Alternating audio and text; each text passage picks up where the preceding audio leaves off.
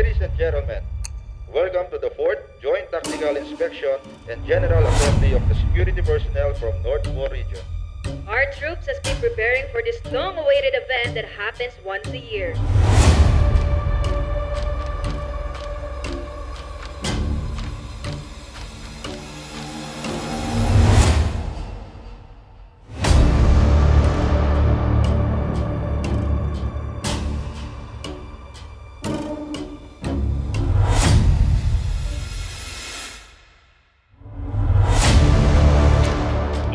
At ceremonies po ay hindi lang basta pangkaraniwan nating ginagawa. Kundi ito yung uhubog din sa ating pagiging kinado, pagkakaisa at pagiging professional at kahandaan.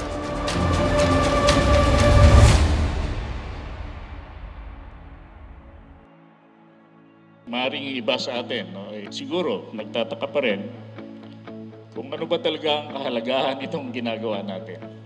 Ito ba ay importante sa trabaho natin?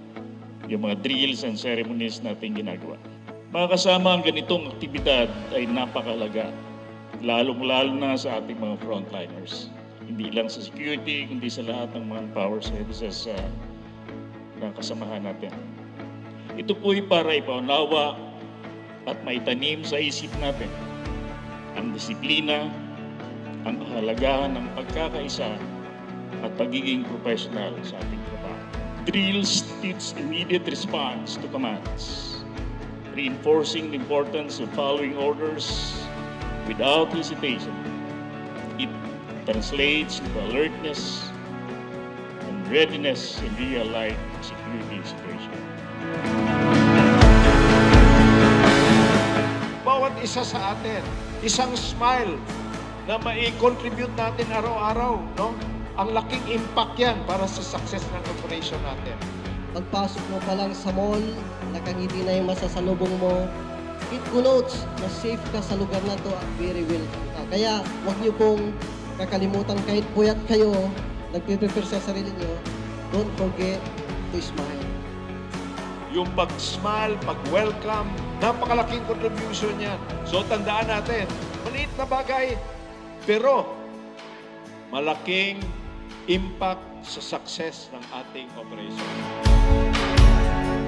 Para mapanatiling magkaroon ng magandang customer o maayos na customer, ipagpatuloy natin yung magagandang gawa tulad ng mga inawardan kanina. Ipagpatuloy natin na gawin yung sinasabing priceless customer service. Ang SM, ito ay serbisyong makabuluhan, serbisyong maaasahan, serbisyong di matatawaran. Nanggagaling po yan sa inyo because you are the one protecting and preventing any occurrence of incidents dito sa loob ng SM.